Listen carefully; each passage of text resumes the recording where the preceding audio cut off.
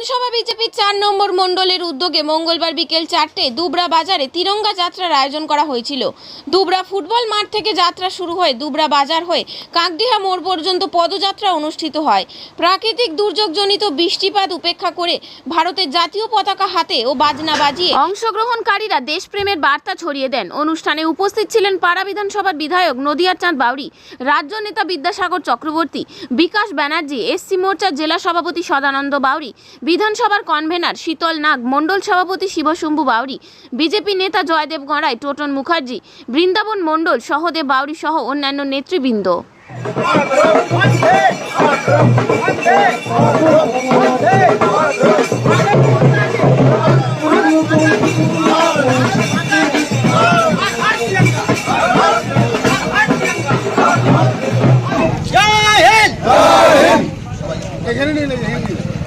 আজকে আমাদের পাড়া মণ্ডলের পক্ষ থেকে, পাড়া মণ্ডল 4-এর পক্ষ থেকে ভারতের যে আমাদের যশস্বী প্রধানমন্ত্রী নরেন্দ্র মোদীজি ঘোষণা করেছে হর ঘর তিরঙ্গা, ঘর ঘর তিরঙ্গা, সেই উপলক্ষে আমাদের মণ্ডলের পাড়া মণ্ডল 4-এর পক্ষ থেকে আমরা দুবরা ফুটবল গ্রাম থেকে কাকডিহা মোড় পর্যন্ত আমরা তিরঙ্গা যাত্রা পদমিছিল করলাম আমরা।